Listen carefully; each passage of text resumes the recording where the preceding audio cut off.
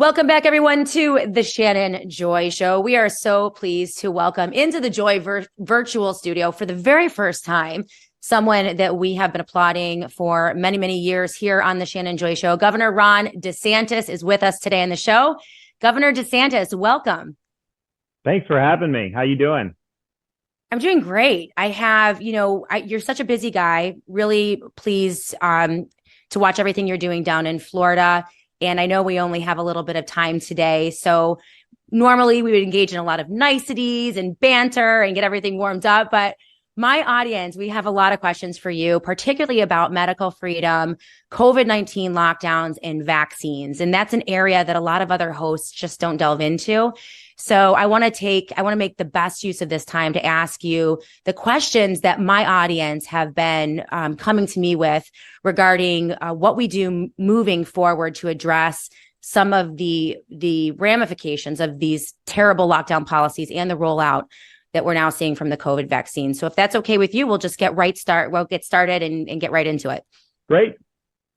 All right. So I want to start with the COVID-19 vaccines.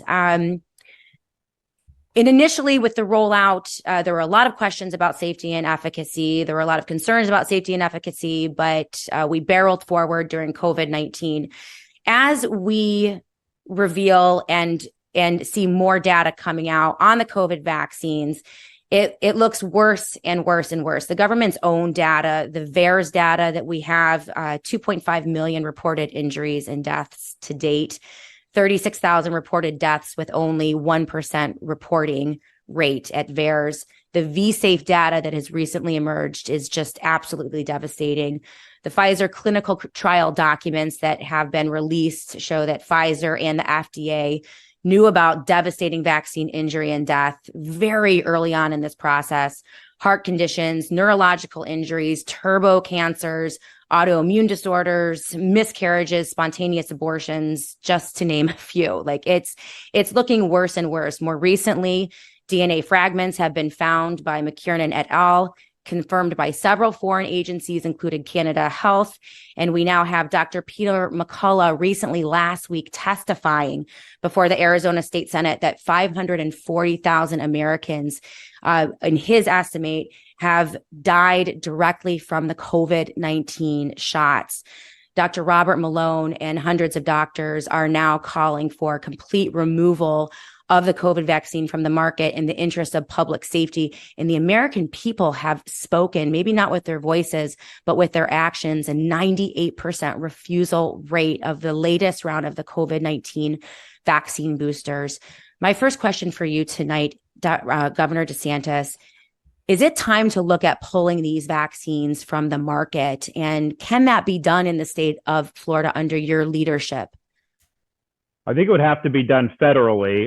Florida, our Surgeon General, Joseph Ladapo, when the Biden boosters were approved by the FDA, he was the only Surgeon General in the country that recommended against taking the booster shots. There just wasn't sufficient data to show the benefits. And then, of course, we're the only state that's actually looked at any of the negative effects of mRNA shots. Dr. Ladapo did a study showing an increase in myocarditis amongst young men. And then we have impaneled a statewide grand jury in Florida, which is both investigatory and criminal, and it can do both or either to look at this. So that started in February. It's a secret process. So I know people have testified. There's been experts. There have been people that have had suffered injuries. They have not yet issued any reports, but they would likely have access to a lot of the discovery that would go behind the scenes about, how these things came into be. So we're the only ones, I think, that have sought any type of answers on this. But I do think the fact that even though it was pushed by CDC and they were all saying you got to do it, the fact that only 2% of Americans took the booster, that is really, really powerful, that people are not buying what the public health bureaucrats are selling anymore. So one of the things I've promised as president to come in, we need a total house cleaning in all these agencies. CDC, FDA, NIH, it's a cabal of people. They're in bed with big pharma. You have bureaucrats that get huge amounts of money in royalties from different products and different pharmaceutical companies. I think these bureaucrats should be term limited. You had Fauci in there for decades. That's created, I think, a lot of huge problems. They guard the money. And I often wondered in COVID, I'm taking these stands after the data was clear we needed to go the direction Florida did. I could never get a doctor to stand with me until we hired Joe Ladapo. And I was like, why is that? And a lot of them behind the scenes would tell me, you're right, but they feared speaking out because of the professional repercussions. Anybody that wanted research dollars knew if you crossed Fauci, you were definitely not going to get any more research dollars. So this has been a massive swamp that's developed. And it's interesting because 5 years ago, if someone would ask me about federal agencies, obviously I'd had a negative view of IRS, education, all that from a conservative perspective. But I just would have assumed CDC, NIH, and these were doing a good job.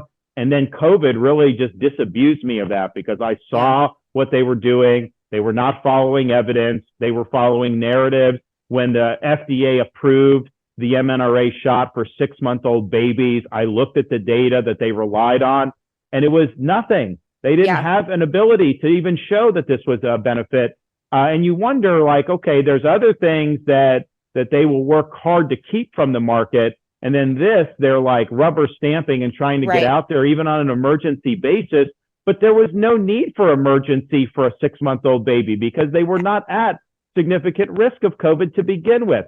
So Absolutely. All this stuff has just shown that we need accountability for all the harm that was done with COVID policies.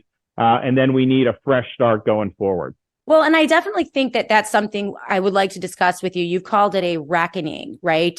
Should there be a Ron DeSantis presidency, that there will be acknowledgement and a reckoning, which has to happen. The death and destruction from lockdowns and the rollout of the COVID vaccines is something that this country can't ignore. And I commend you. You are one of the only candidates on the Republican side that will even acknowledge this. But I want to go back to what are the barriers? My audience is saying we are talking about, these vaccines, they're on the market. They are killing people. I think that is well established at this point, that these vaccines are dangerous. What are the obstacles? You are an executive in the state of Florida. What are the obstacles that would keep you from being able to pull them or initiate pulling them from the shelves or use the bully pulpit to get this going? Because I feel like it has to happen somewhere, and it's probably going to happen in Europe. It's probably going to happen outside of the US, perhaps Canada, before it does happen here. The pharmaceutical company has such a lock grip on so many of our agencies. But why is it impossible to pull these vaccines from the market in, say, a state of Florida?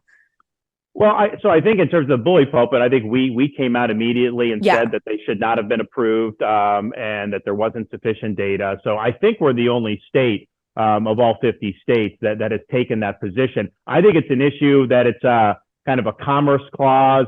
Federal government has preempted the states in certain areas, particularly in pharmaceuticals. We're fighting.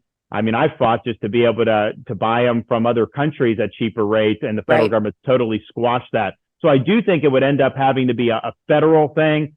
Clearly we would not be able to use administrative power in a state level to if a legislature came in and if they enacted a statute, would that trump what the feds would do? Probably wouldn't. I think the courts would probably side with them. But I also know that even in Florida, I don't think there would be enough support in the legislature at this time to do it.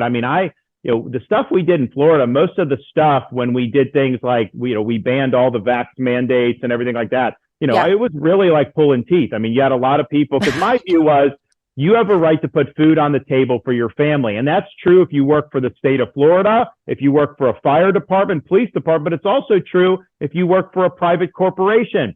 They cannot, because basically what the big corporations were doing, they were doing the CDC and Fauci's bidding by imposing those employer mandates. But we had a lot of Republicans that said corporations should be able to do what they want. And my view is I cared more about the freedom of an individual to participate in society than I did about the freedom of the corporation to exclude them from society. But nevertheless, I think that was a fight.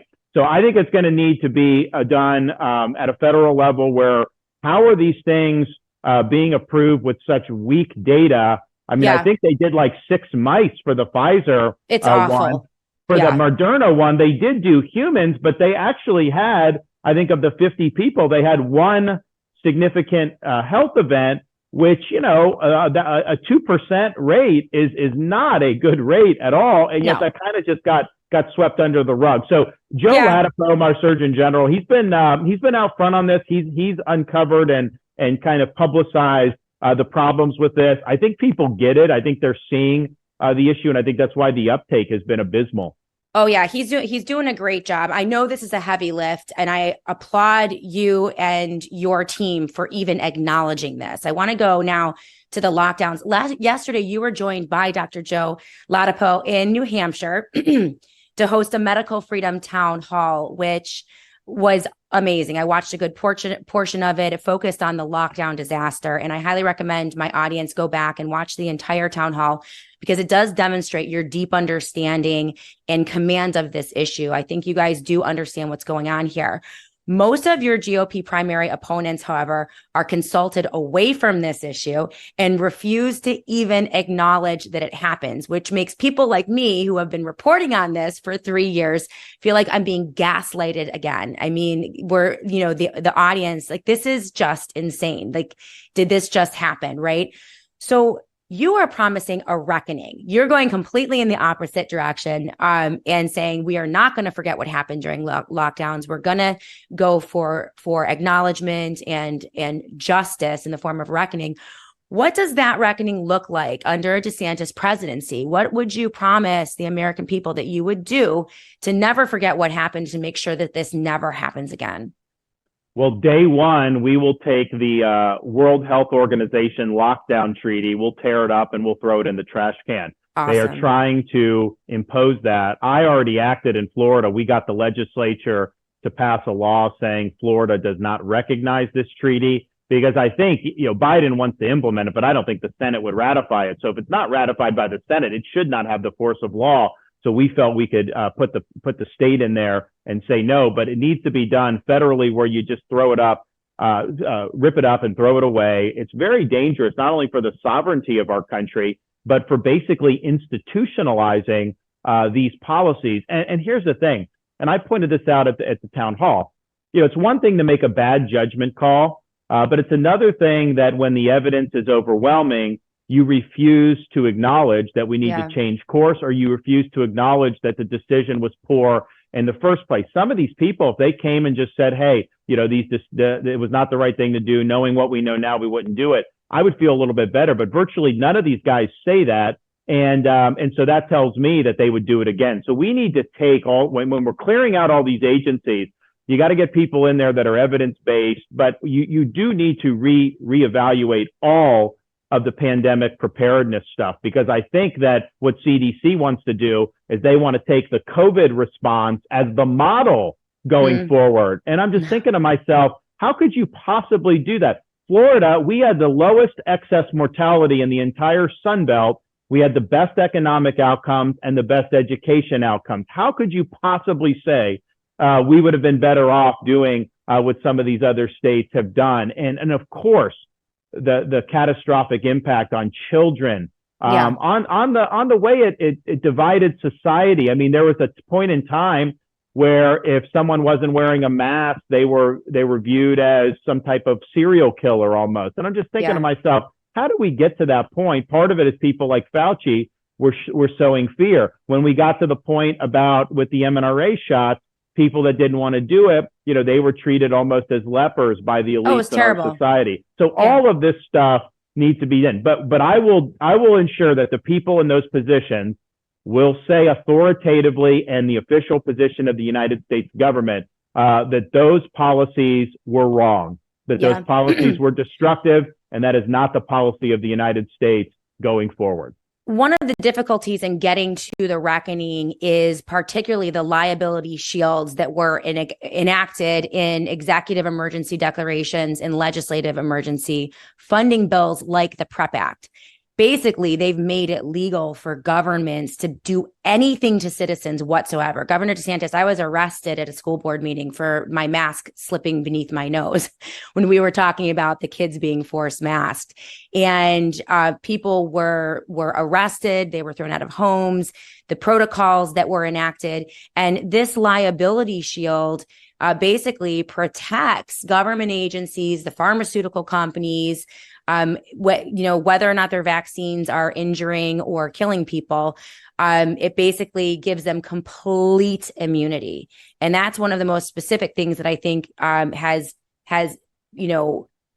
been an obstacle in getting justice in the courts and actually having a full reckoning. As president of the United States, will you use the power of the presidency and the bully pulpit to abolish and or repeal these types of laws and liability shields, and also champion legislation to make them illegal or impossible once and for all, because they've been a nightmare? Well, I think certainly if you look at the Trump administration, some of the actions they took on that, I think were clearly wrong. Yeah. Those have not worked out. I mean, here's the thing. When they did the liability protection, I think it was back in the 80s, I think that they honestly believe that, if you have trial lawyers coming in, it's going to inhibit us developing new cures and new things that will help people. I mean, I do think that was their view. I think what's happened now is it's shifted incentives actually away from safety. The incentives are now to produce anything you can get to the market and then make money off it, because you're not going to be held accountable for the safety. Right. So yes, I would support legislation, to fix that, because I think we want incentives that are going to be positive for the ultimate health outcomes. And there's definitely been, if you just look at how this stuff works, it's like, okay, is the purpose of our health system and these agencies to promote people's health and well-being, or is it just to let the pharmaceutical companies make more money? Of course, a lot of the people who work for FDA end up going to work for big pharma after it. So we're going to end the revolving door. We're going to put a grace period in there, 5 to 10 years, whatever would be appropriate, so that you can't just keep bouncing back and forth. We're also going to rein in this idea that the bureaucrats can get all this royalty money. I think that's been very harmful in terms of the incentives it's created. So so the reason it's become a swamp, I think there's a lot of bad incentives, and we need to have incentives that are going to promote transparency and patient safety. Awesome. So that would be the 1986 National Childhood Vaccine Injury Act. That's the bad one in the 80s. And then, but also the executive emergency declarations and the something like the PrEP Act, which is like a federal law more recently that protected everyone, right, in terms of COVID-19 mitigation. So all of the abuses, all of the disastrous policy decisions that happened during COVID-19, that was from recent emergency funding bills and some executive orders. Would you take a look at those as well, in terms of, because those emergency orders are a disaster? I mean, they basically give 100%. like martial law. Okay. Absolutely. We need to do that. And, it's interesting in Florida, we had, in states, this is policy that, states of emergency or things states do. We do it for hurricanes, for example. Allows us to do things to streamline. What we ended up using the emergency for in Florida was, I leveraged that power to force the schools to open in the summer of 2020. We used the emergency power to not allow local governments to close businesses in the summer of 2020. We didn't allow them to fine people for not wearing masks. So we did that as kind of an offensive use to protect the citizen from local government intervening. But I think what typically happens but I think that's the exception. I don't think that's the rule. I think what typically happens on these things is you have the emergency powers give license for people in power to just do things they want to do without constitutional constraints. I mean, for example, I had to do an executive order in March of 2020 protecting religious worship in churches, because you had some of the local governments were trying to keep people out of church. And I understood at that time there was concern about big groups, but you should let people make decisions on that. You don't forcibly close a church and say that those people can't exercise their First Amendment rights. And so you've seen how that was used. You've seen how it's been used in other states. And it's almost like at the time there was very little opposition to it. Our freedoms ultimately depend on the public's willingness to stand up and fight for them when it's not easy to do. And I think in those first few months of COVID, the people that were willing to stand up and cry foul on some of the stuff government was doing, they were few and far between. Absolutely. When you found them, you went and found Surgeon General Joe Ladapo and you brought him into your administration. It's very clear from the very beginning that you were the strongest, clearest executive in the country and perhaps the world on COVID-19 lockdown policies. We, up here in the dystopian nightmare state of New York, everyone is fleeing to Florida, but we would watch you and it would be a bright light. I'm telling you right now, reporting on all of this, knowing that there was one executive in the country that was fighting back against the lockdowns gave so many people great hope. And I commend you for that. Real quick, last question. I know that you're running out of time and I respect your time. You didn't have to do it this way. You had a very clear path to the presidency. You just defer to President Trump and, let him take the nomination and try to win back the presidency. And then you would have been next in line, so to speak, to run 4 years later. Yet you decided to do it the hard way, right? There was a reason that you decided you needed to step in and you needed to run this time around. Real quickly, why do you take all this heat? Why are you doing it this way when you had a paved path in front of you? What is it that drives you in this mission at this time? Well, the country needs it now. I mean, just the issues we've talked about. Donald Trump does not want COVID accountability. He thinks he did everything right during COVID. He's not going to do it. He wouldn't even fire Fauci. In fact, he gave Fauci an award his last day in office. So on this issue, I'm the only one that's going to actually get this done for the Republicans. But then the broader issue is our country has hit the skids. We've got massive problems at our border. Prices are high. The American dream slipping away. We have woke ideology infecting the schools. We have crime infesting so many of these streets. And we need to reverse this decline. And that's going to require somebody that can fight, that's willing to fight for people, which I've shown I'm willing to do, but also to win those fights, win the election, but of course, win the big policy battles, and then use that to lead the country to a great comeback. And I'm the only guy I think I can do it. I honestly don't think Donald Trump can get elected in this country. But even if he were to somehow get in as a lame duck, I think the amount of distractions and chaos that would do, I don't see the pathway for actually making America great again. Whereas with me, you'll get somebody who's in the prime of his life, energetic, forceful, and you'll get 8 years of a big reform presidency that's returning the government to its rightful owners, which is we, the American people. So the time is really now. And if I were running because I wanted a title or to be somebody, then maybe that analysis about waiting till quote, 28 would make sense. But I'm not running to be somebody. I'm running to do something on behalf of this country. And I think I'm the guy. For whatever reason, I think God's put me in this position where I have the capacity to lead and get the job done. So you're required to step up and serve. And it's not always easy with all the nonsense that you have to deal with. But I can tell you this, there's a lot of people throughout the history of our country that have sacrificed way more than me so that we could be free. And we're not doing justice to their sacrifices if we just let the country continue its downward spiral. So I'm stepping up and I'll get the job done.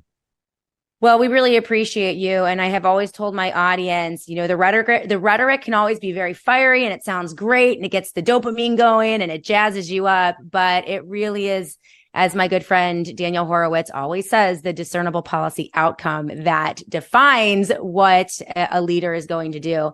And I think in the state of Florida, we know you by your fruit.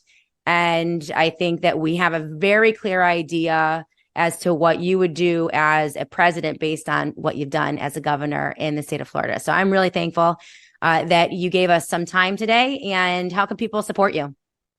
Our website's rondesantis.com, rondesantis.com. You can also text freedom to 512345. Freedom to what's that number again? 512345. 345. All right. Governor Ron DeSantis, thank you so much. Thank you. All right. We'll see you soon. Bye-bye.